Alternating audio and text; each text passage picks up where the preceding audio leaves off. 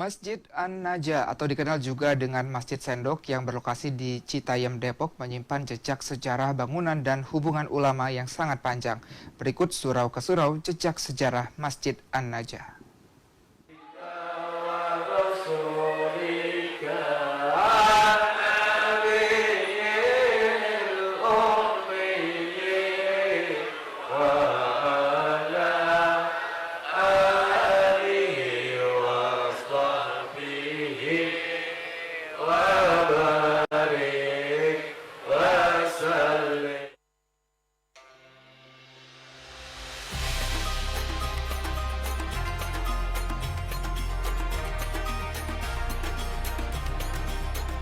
Lokasi Masjid Jami An-Najah terletak di Kampung Citayam, RT 2 RW 02, Desa Ragajaya, yaitu di Jalan Raya Pertanian Citayam.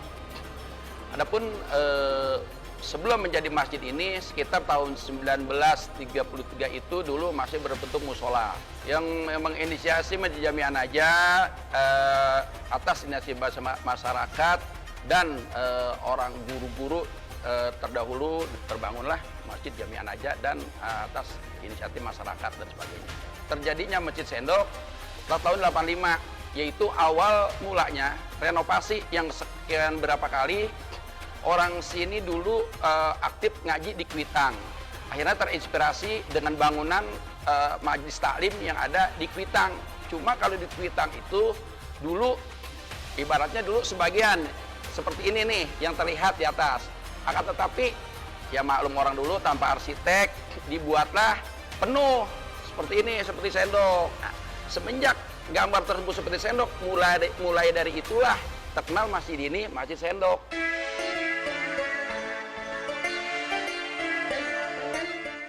Arsitektur berdasarkan kajian arkeolog yang saya dapat gitu ya. Jadi kesamaan antara ornamen masjid daripada Masjid Islamic Center Kuitang dengan Masjid Jami An-Najah ini adalah bangunan sendoknya. Sendoknya itu memiliki filosofi yang terkandung di dalam sendok itu, karena tradisi di wilayah Citayam ini tidak luput dari tradisi makan-makan. Begitu.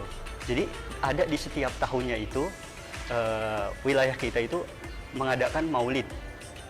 Tradisi maulid ini dibawa dari Kuitang, sehingga tradisi maulid ini dijalankan oleh masyarakat kita tidak luput dari orang Citayam itu semua memberi makan orang, tamu yang hadir untuk perayaan maulid di masjid ini, sehingga itu salah satu filosofi daripada adanya sendok di masjid ini. Kalau penyebaran Islam di sini alhamdulillah dari guru-guru dulu, inisiatif dari Guru Naimin bin Karsen, terus Tubagus dilanjutkan dengan Tubagus Guru Mahmud bin Karsen, dan setelah beliau meninggal dilanjutkan oleh guru kita yaitu Bapak Kiai Haji Muhammad Nasri bin Haji Ahmad Madung.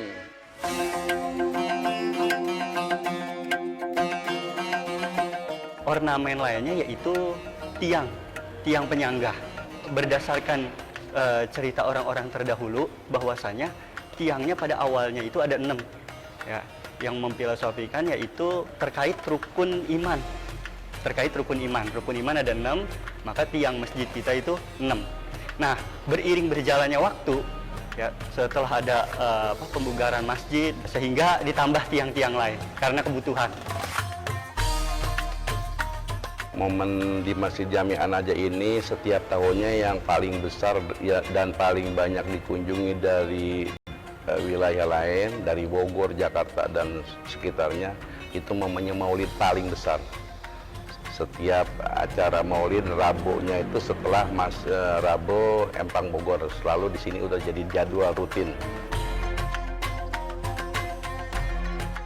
Terkait ibadah yang dijalankan di sini dengan di Kuitang, berdasarkan yang saya teliti itu, bacaan Robbik Firli Wali Walidaya setelah membaca Fatihah. 1. Terus kemudian pembacaan surah di setiap sholat maghribnya, sama dengan di Kuitang. Terus kemudian pembacaan Maulid Simtidurot yang rutin dilakukan pada malam Jumatnya di masjid kita ini.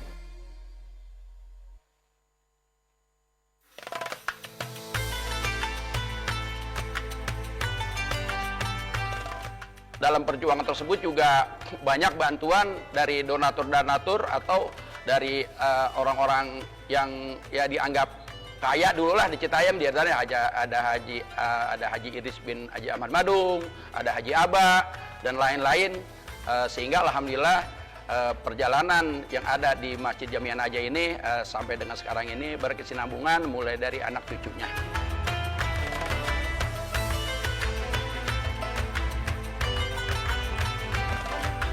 Islamic Center itu Kuitang, yaitu Habib Ali Kuitang melakukan dakwah. Jadi Habib Ali Kuitang sebagai ulama Betawi dari kalangan habaib melakukan dakwah ke wilayah Citayam ini sekitar tahun 1903. Lalu kemudian jejak yang tertinggal dari penyebaran agama yang dilakukan oleh Habib Ali Kuitang itu salah satunya yaitu yang pertama Maulid Syimtuduror, kedua tradisi manakib Syekh Muhammad Saman yang selalu dilakukan oleh masyarakat Citayam sampai saat ini.